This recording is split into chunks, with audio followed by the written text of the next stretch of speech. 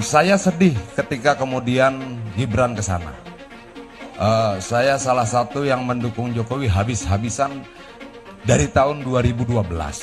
Dari saat dia pindah dari Solo ke Jakarta. Kalau orang tanya, ya lu sedih nggak? Sedih.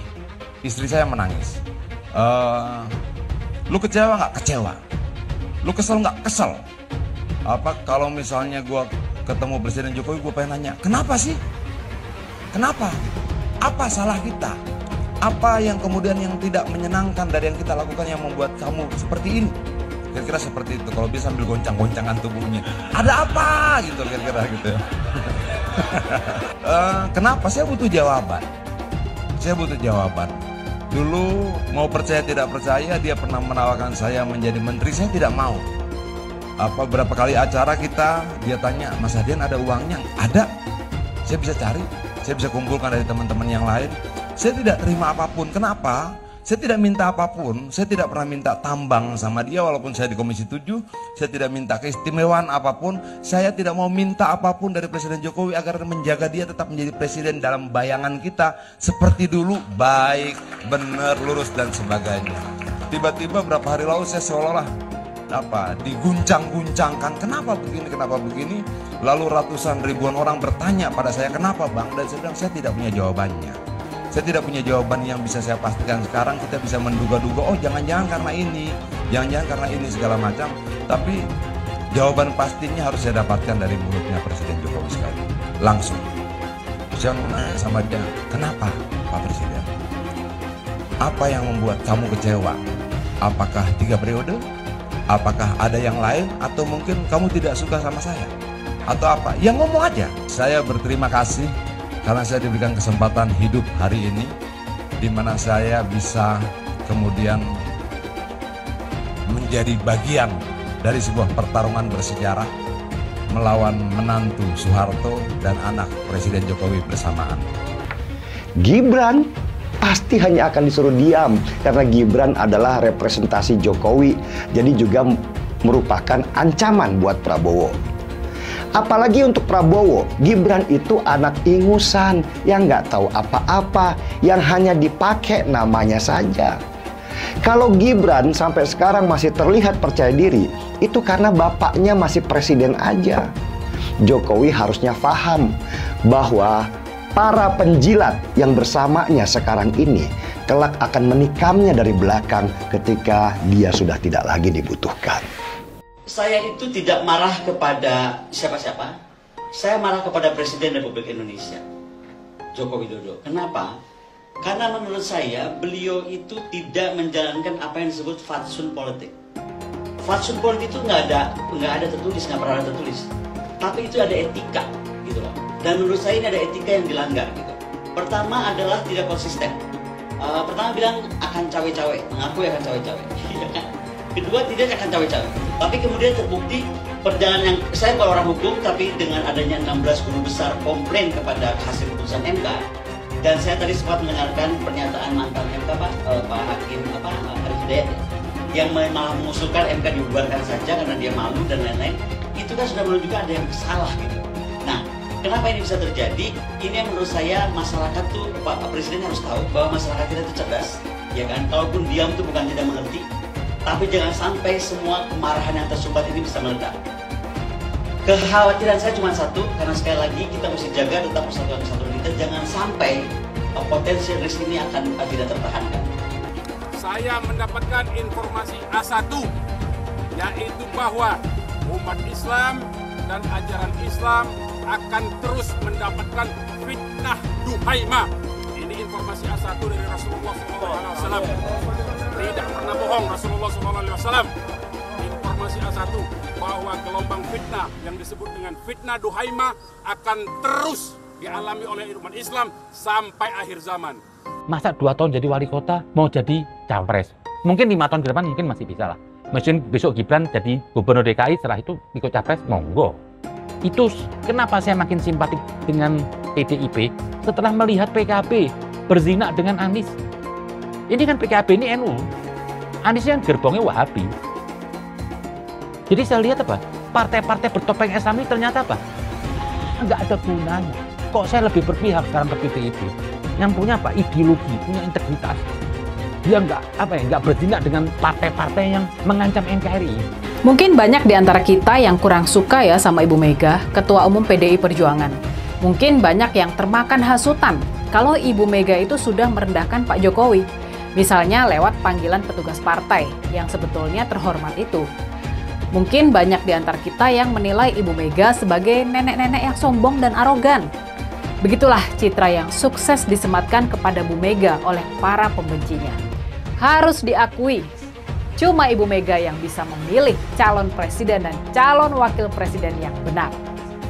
Cuma Ibu Mega yang bisa memilih calon presiden dan calon wakil presiden semata-mata untuk kepentingan bangsa dan negara, bukan untuk kepentingan diri, keluarga, ataupun partainya. Kalian harus mengakui ini.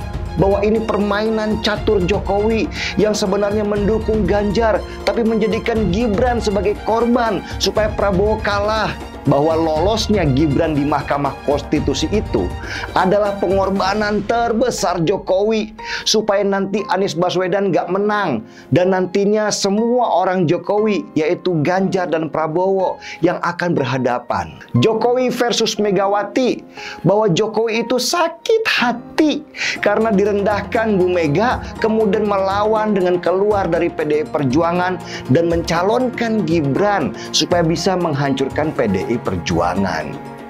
Isu pertarungan Jokowi lawan Megawati ini memang disebar untuk menutupi kelemahan Prabowo dan Gibran yang secara kelas itu memang beda jauh sama Ganjar dan Mahfud MD. Kalaupun ya, misalnya Jokowi itu sakit hati sama Bu Mega, masa sih juga harus nabrak-nabrak konstitusi?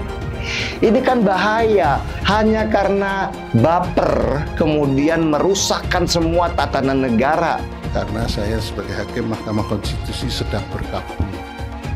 Karena di Mahkamah Konstitusi baru saja terjadi prahara. Ada indikasi pertanyaan apakah Indonesia sekarang sedang baik-baik saja atau tidak. Saya mengatakan di berbagai sektor bidang kehidupan Indonesia sedang tidak baik-baik saja. Bayangkan Bapak Ibu sekalian, di era Soeharto, era rezim Orde Baru atau Orde Lama pun, itu tidak ada kekuatan yang terpusat di tangan-tangan tertentu. Dia mempunyai partai politik, dia mempunyai tangan-tangan di bidang legislatif, dia mempunyai tangan-tangan di bidang eksekutif, sekaligus juga dia mempunyai tangan-tangan di bidang yudikatif. Kenapa saya pakai baju hitam?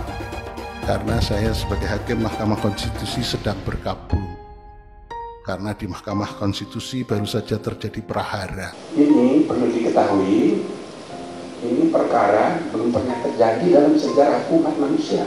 Sekarang ini akal sehat itu sudah dikalahkan oleh akal bulus dan akal pulus. Akal pulus itu untuk uang, kekayaan, akal bulus itu untuk jabatan. Banyak yang kecewa ketika Gibran akhirnya diumumkan sebagai bakal calon wakil presiden untuk mendampingi Prabowo Subianto. Ya, sekarang coba bayangkan saja ya, Presiden Jokowi sendiri pernah mengatakan bahwa Gibran itu masih belum cukup umur dan pengalaman. Gibran ini masih menjadi wali kota Solo juga baru 2 tahun. Tapi sekarang yang terjadi apa coba? Justru Presiden Jokowi sendiri yang merestui Gibran untuk maju sebagai cawapres Prabowo Subianto. Jadi ya, biarkan saja masyarakat yang menilai. Ya, harapan saya dengan melihat situasi yang terjadi saat ini ya, maka tidak ada kata lain kecuali fokus dan gaspol untuk memenangkan pasangan Ganjar Pranowo dan Mahfud MD. Prabowo ini hanya pernah menjabat di tingkat eksekutif sebagai Menteri Pertahanan. Begitu juga dengan Gibran, hanya berpengalaman di tingkat eksekutif sebagai wali kota Solo. Padahal ya, negara ini sangat-sangat besar. Untuk itu jangan sampai dijadikan sebagai ajang percobaan. Sungguh ini sangat-sangat berbahaya. Begitu juga kalau dibandingkan dengan Anies dan Caimin. Saya suka nangis loh. Beliau tuh sampai kurus loh. Mikir kenapa? Mikir kita loh. Mikir rakyat loh. Nah, yang pasti kalau buat saya dibandingkan misalnya Pak Gibran jadi maju gitu, Mas Gibran gitu ya. Ya saya pilih Ganjar sama Mahfud lah. Karena lebih teruji kan. Anda jadi wali kota baru 2 tahun 3 tahun kan belum teruji juga. Ini urus negara loh, mau jadi presiden loh. Kalau Anda belum lengkap, belum pernah di legislatif, belum nasional ya maksud DPR. Kalau DPR kan boleh ngerti nih pemerintahan seperti apa. Anda belum pernah di eksekutif yang tingkat provinsi, Anda nggak ngerti jadi presiden nanti. Ini bukan soal belajar coba-coba loh. Ini negara dipertaruhkan untuk 2045. Kita kan mau mencapai 100 tahun ini mau jadi apa? Kalau coba-coba, ini negara sebentar lagi 300 juta penduduk kita. Mana boleh kita kasih orang coba-coba. Saya tidak meremehkan anak muda ya. Anak muda bisa lebih kreatif gitu ya. Tapi bicara tata negara, Anda harus mengerti konstitusi. Anda bukan hanya untuk berani untuk maju. Kalau cuma berani maju, banyak bisa kita pilih orang berani maju. Tapi yang lengkap dengan track record ini kan butuh waktu pembuktian. Saya pasti pilih Pak Ganjar, Pak Mahfud yang lebih pengalaman. Saya tidak mau anak cucu saya harus nunggu sekian tahun lagi. Pengalaman Jakarta gitu kan, nunggu lagi mundur. Males sudah. Jadi kita nggak usah coba-coba deh. Udah jangan dengerin janji-janji manis orang. Buktikan aja selama ini bagaimana. Ganjar itu seperti Jokowi. Dia striker, pekerja keras, dan punya visi besar. Ganjar harus dipasangkan dengan back dan kiper yang kuat dalam masalah hukum. Sehingga gawangnya nanti nggak terus kebobolan seperti di era Jokowi. Jadi bisa dibilang Bu Mega itu nekat banget mencalonkan Profesor Mahfud MD jadi calon wakil presiden di saat namanya sendiri tidak populer. Disinilah saya harus angkat topi buat Bu Mega. Dia nggak mementingkan popularitas dalam mencalonkan Profesor Mahfud MD. Dia lebih mementingkan program ke depan yang lebih kuat untuk negeri ini. Dan coba perhatikan, Ganjar dan Mahfud MD itu bukan dari kalangan orang kaya. Mereka itu orang-orang biasa. Kalau Bu Mega mau, dia bisa aja pilih calon wakil presiden yang kaya raya, yang mau taruh uang triliunan rupiah supaya bisa berkuasa. Dan saya yakin pasti banyak banget tokoh-tokoh negeri yang super kaya yang menjanjikan uang triliunan rupiah untuk biaya kampanye. Kalau Bu Mega mau pilih mereka jadi calon wakil presiden. Bu Mega malah milih Mahfud MD yang hartanya seupil dibandingkan Erick Thohir dan Sandiaga Uno. Tapi Bu Mega milih Mahfud sebagai calon wakil presidennya Ganjar meski dia nggak punya uang dan tidak populer. Nekat kan? Saya pernah dengar orang berkata, Ganjar dan Mahfud itu orang baik. Dan orang baik pilih orang baik. Wow, saya setuju banget. Bahkan ingin menambahkan, orang-orang baik harus mengawal orang baik. Saya pilih orang baik supaya negeri ini akan baik. Bagaimana dengan kalian? Anies Baswedan adalah yang terbaik dan banyak baik-baik sebagai calon pemimpin di negeri ini. Alam semesta memberikan dukungannya kepada kita. Hingga betapa besarnya dan betapa beratnya rintangan itu, insya Allah kita akan mampu melewati itu, saudara semuanya. Kita akan mampu melewati itu, dan insya Allah kita akan membawa kemenangan kepada pasangan kita ini. Pasangan kita, amin. Pasangan kita, amin. Insya Allah. Harus dicek betul, pernah nggak calon pemimpin kita, calon presiden kita ini memecah belah umat. Kalau punya jejak pernah memecah belah umat, jangan dipilih. Kita lihat apakah pemimpin kita, calon pemimpin kita ini ya pernah menggunakan agama sebagai alat untuk memenangkan kepentingannya atau tidak. Kalau agama diperalat untuk merebut kekuasaan, jangan dipilih. Sekali lagi, kalau ada calon pemimpin yang punya rekam jejak memperalat agama untuk kepentingan politiknya, jangan dipilih. Kalau kalian pendukung saya, haram hukumnya membawa isu sara. Haram hukumnya.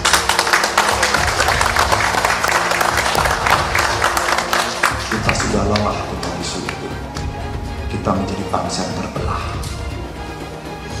Dan untuk mengembalikan susah. Umat Kristen di Indonesia memang minoritas, tapi jangan salah. umat Kristen akan memegang peran menentukan apakah Anies akan menang dalam Pilpres 2024. Kalau secara perlahan semakin banyak orang Kristen yang berpaling ke Anies, yang akan menang nantinya sangat mungkin Anies. Suara pemilih Kristen di Indonesia adalah sekitar 10% lah. Kalau ekstrimnya semua warga Kristen memilih Ganjar, artinya Ganjar akan mendapat tambahan 10% suara dan Ganjar akan menang. Nah, itulah saya katakan kekompakan suara pemilih Kristen akan menentukan. Begitu suara pemilih Kristen terbelah secara timpang, Anies akan bisa mengalahkan Ganjar. Anies tahu jagoannya itu hanya akan menang kalau bisa memecah suara pemilih Kristen. Sekarang semua bergantung pada umat Kristen. Kekompakan pemilih Kristen akan menentukan apakah pada akhirnya Indonesia akan dipimpin Anies atau Ganjar. Elektabilitasnya Anies merosot ya seiring mulai terkuaknya kontroversi dari kepemimpinan Anies di Jakarta.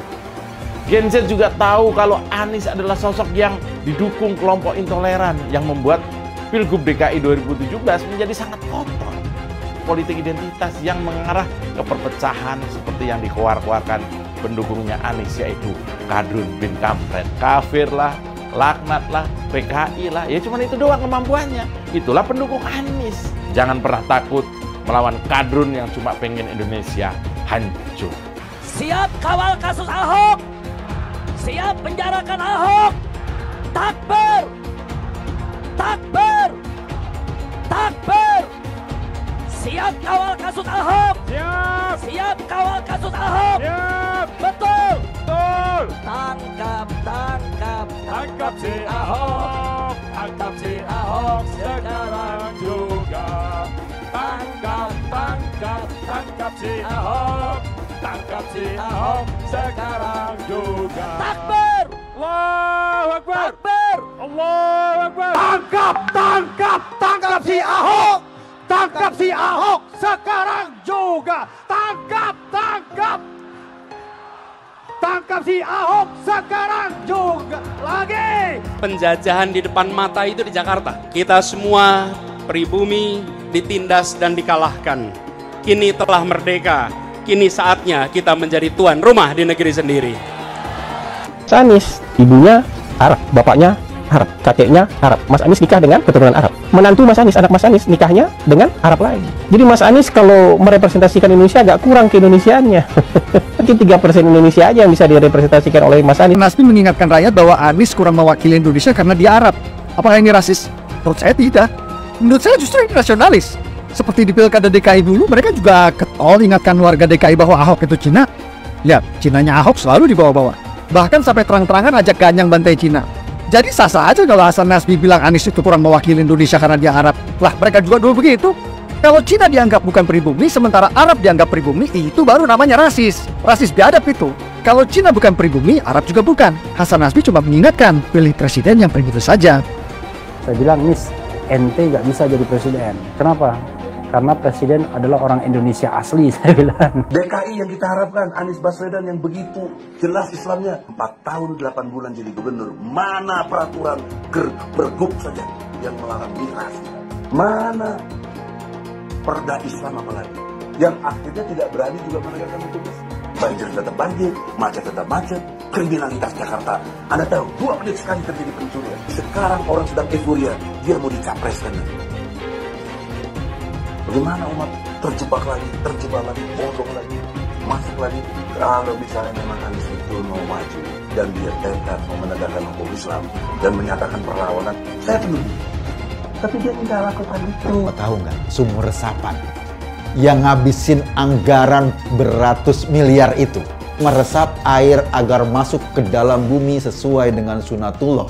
Tetapi ternyata sumur ini tidak meresap air, malah airnya itu menggenang di sumur-sumur itu. Sumur resapan itu sekarang harus disiapin pompa untuk menguras air di sumur resapan. Kalaupun dia harus makan babi sepanjang jadi presiden, mungkin akan dilakukan. Jangan sampai Indonesia jatuh ke tangan pembohong. Jangan sampai Indonesia jatuh ke tangan Anies Baswedan. Jangan hanya konsentrasi pada pembangunan benda-benda mati yang indah difoto dan bisa ditunjukkan dalam 5 tahun hasilnya. Kalau kita mau menilai sebuah janji, maka lihat janjinya atau lihat kenyataannya. Dulu janjinya apa ya?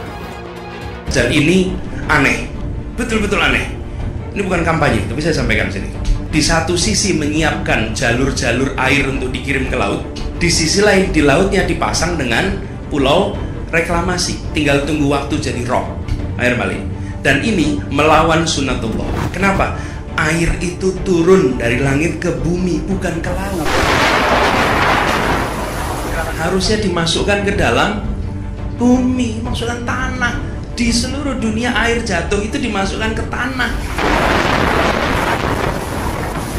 bukan dialirkan pakai gorong-gorong raksasa ke laut. Jakarta telah mengambil keputusan yang fatal. Bukan banjir, itu memang parkir air.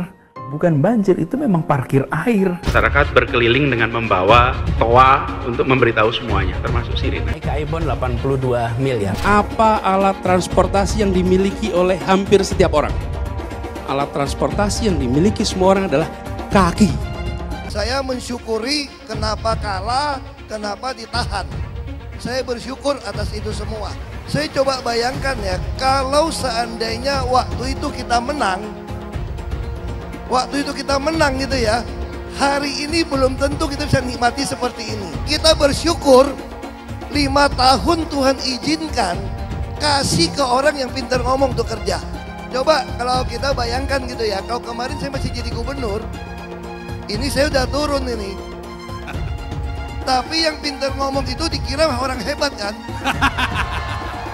Ini lebih berbahaya tahun 2024, langsung ketahuan karakternya. Langsung ketahuan itu. Di saya juga ada kutipan Pak di kamar saya Pak.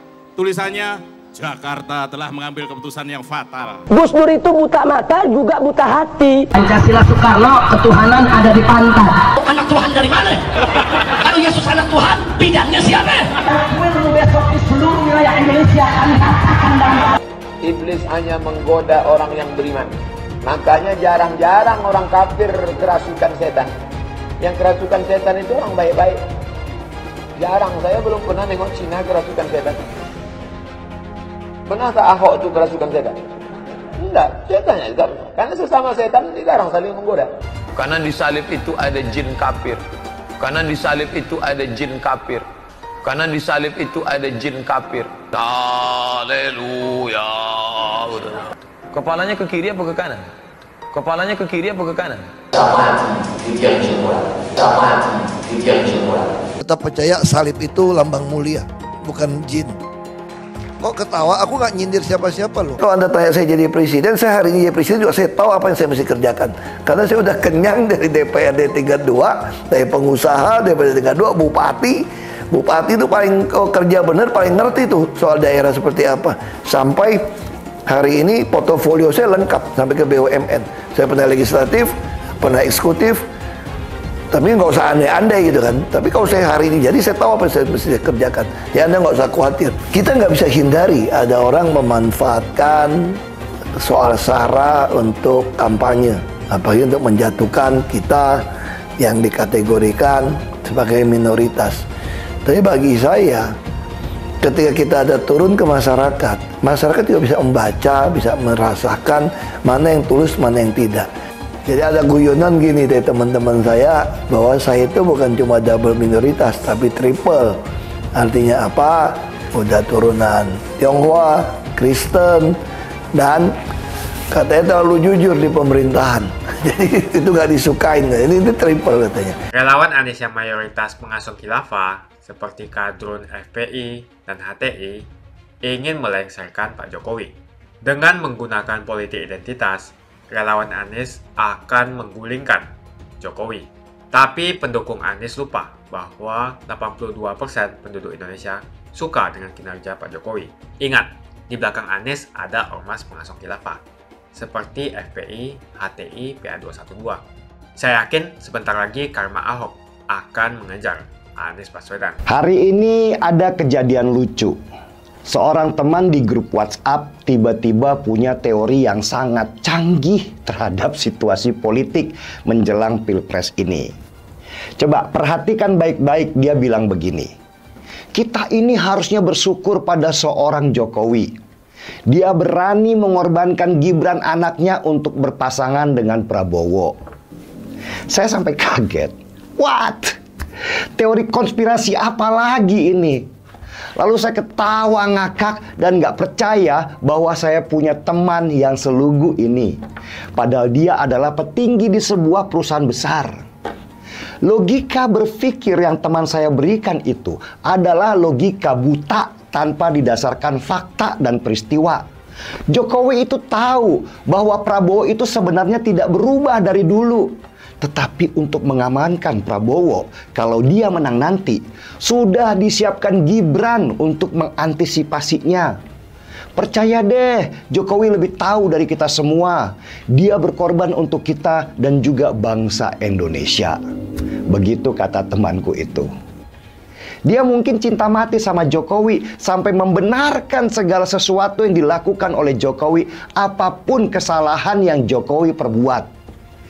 Kalau di kelompok sebelah ada yang namanya Salawi atau semua salah Jokowi, di kelompok sini ada yang namanya Josenar atau Jokowi selalu benar. Oke, tapi nggak apa-apa. Kadang saya merasa saya harus lebih menyederhanakan logika berpikir kita, karena banyak orang yang masih awam politik dan begitu gampang dimasukkan teori-teori sampah yang ditelannya bulat-bulat tanpa merasa perlu memfilter dengan logika. Jokowi nggak ada salahnya buat mereka lah pokoknya. Dia nabi buat mereka. Dia berhala, nggak ada cacatnya. Kalau Jokowi naik mobil nabrak tiang listrik misalnya, tiang listriklah yang salah karena tidak mau minggir. Coba kita bedah sedikit. Benarkah bahwa keberadaan Gibran di samping Prabowo adalah bagian dari penyelamatan Indonesia oleh Jokowi untuk mengontrol Prabowo itu sendiri? Gak mungkin banget. Gak mungkin. Sangat gak mungkin. Gibran pasti hanya akan disuruh diam karena Gibran adalah representasi Jokowi, jadi juga merupakan ancaman buat Prabowo. Apalagi untuk Prabowo, Gibran itu anak ingusan yang nggak tahu apa-apa, yang hanya dipakai namanya saja. Kalau Gibran sampai sekarang masih terlihat percaya diri, itu karena bapaknya masih presiden aja. Coba kalau nanti enggak, pasti loyo juga. Jadi kalau Prabowo misalnya nih ya, misalnya nanti jadi presiden, jangan mimpilah bahwa Jokowi akan sekuat sekarang ketika dia masih jadi presiden. Jokowi sudah pasti dilemahkan dan disingkirkan karena Prabowo nggak mau ada ancaman. Ya jelaslah, Prabowo mana mau dia berkuasa nanti, tetapi di sekelilingnya itu ada orang-orangnya Jokowi. Dia butuh keamanan, apalagi dia nanti yang pegang tongkat kekuasaan. Kaki-kaki Jokowi yang selama ini dia jadi presiden ditaruh di berbagai lini, itu akan dipotong besar-besaran supaya tidak jadi musuh dalam selimut oleh Prabowo. Sini, saya kasih teori yang lebih masuk akal dan mungkin dia akan ngeri mendengarnya. Pertama nih ya, kalau Prabowo jadi presiden nanti, ini misalnya ya, yang pertama kali dia akan kuasai pasti pertahanan dan keamanan. Dan itu berarti TNI dan Polri. Orang-orang Jokowi di TNI dan Polri sekarang sudah pastilah akan diganti dengan orang-orangnya Prabowo. Apalagi Prabowo juga belajar bahwa begitu mudahnya Jokowi mengkhianati PDI Perjuangan dan Megawati yang selama ini membesarkan dia. Berarti kemungkinan besar Jokowi bisa saja akan mengkhianati Prabowo nantinya. Prabowo di dalam hati pasti sudah sulit percaya pada Jokowi. Kalaupun dia sekarang masih baik-baik saja, itu karena dia memanfaatkan Jokowi supaya bisa menjadi presiden saja. Mau kursi menteri di zaman Prabowo jadi presiden? Mimpi. Di belakang Prabowo itu ada ribuan orang dari partai-partai dan orang lama yang sudah antri sejak lama. Komisaris juga nantinya bukan di perusahaan utama, tapi di cucu perusahaan yang sudah pasti gajinya nggak cukup biayain satu proposal. Dan orang-orang Jokowi yang sering ngomong tegak lurus Jokowi, tegak lurus Jokowi, itu hanya punya dua pilihan nantinya, ikut Prabowo atau disingkirkan. Dan orang-orang tegak lurus itu sudah pasti sebagian besar nantinya akan mengkhianati Jokowi dan merapat ke Prabowo karena sifat dasarnya mereka memang oportunis, bukan idealis. Mereka hanya mencari selamat untuk dirinya sendiri saja. Toh nanti juga dapat kursi komisaris. Jokowi harusnya paham bahwa para penjilat yang bersamanya sekarang ini kelak akan menikamnya dari belakang ketika dia sudah tidak lagi dibutuhkan. Jadi bangunlah segera sekarang kawan yang masih bermimpi bahwa Jokowi adalah Superman. Dia manusia biasa yang pasti punya titik kesalahan. Sehebat-hebatnya dia bermain catur, pada akhirnya ada titik dia terjebak permainan lawan. Bukan karena dia tidak pintar, tetapi karena dia terlalu percaya diri bahwa dia akan menang, sehingga tidak waspada terhadap jebakan maut di depan yang menantinya. Ini teori yang sederhana sebenarnya, yang seharusnya juga seorang Jokowi tahu itu. Selama ini Jokowi dikelilingi oleh orang-orang idealis yang mengawal dirinya, seperti Adian Napitupulu yang nggak pernah minta apa-apa tuh dari Jokowi. Tapi Jokowi ternyata sekarang merasa lebih baik berteman dengan orang-orang yang sering memuji dirinya, menjilat dirinya, dan meninggalkan orang-orang idealis yang selama ini bersama dengannya. Semakin dekat Pilpres, relawan Anies semakin beringas dan Anies semakin galau. Dengan menggunakan politik identitas, relawan Anies akan menggulingkan Jokowi. Relawan Anies yang mayoritas pengusung khilafah, seperti kadrun FPI dan HTI, ingin melengsarkan Pak Jokowi. Tapi pendukung Anies lupa bahwa 82% penduduk Indonesia suka dengan kinerja Pak Jokowi. Saya pikir kalau terjadi baku hantam, maka ada 82% yang akan menghajar kadrun pengasong khilafah itu. Kalau melihat perkembangan koalisi politik yang paling agresif memperluas basis kerjasama yang sudah konkret adalah koalisi Ganjar. Sejak Ganjar diumumkan oleh PDIP, sudah resmi koalisi Ganjar ini didukung oleh 3 partai, yaitu P3, Hanura, dan juga Perindo. Nasdem pun semakin pusing melihat Anies, karena elektabilitas Anies semakin jatuh, dan banyak kader-kader Nasdem terjerat kasus korupsi. Seperti belakangan, kasus korupsi BTS. Kasus korupsi 8 triliun yang dilakukan oleh kader terbaik Nasdem yaitu Johnny G. Plate, ini sangat menghantam Partai Nasdem, Menteri dari Kementerian Pertanian, di mana ini juga adalah dari Partai Nasdem. Apalagi belakangan, ada 120.000 kader dari Partai Nasdem pindah ke Partai Perindo. Semenjak Nasdem mengusung Anies, banyak sekali petaka yang diterima oleh Nasdem. Apakah ini merupakan karma dari Ahok? Silahkan komentar di kolom komentar. Yang jelas saya tidak akan memilih Anies, karena Anies bukan pribumi yang jelas.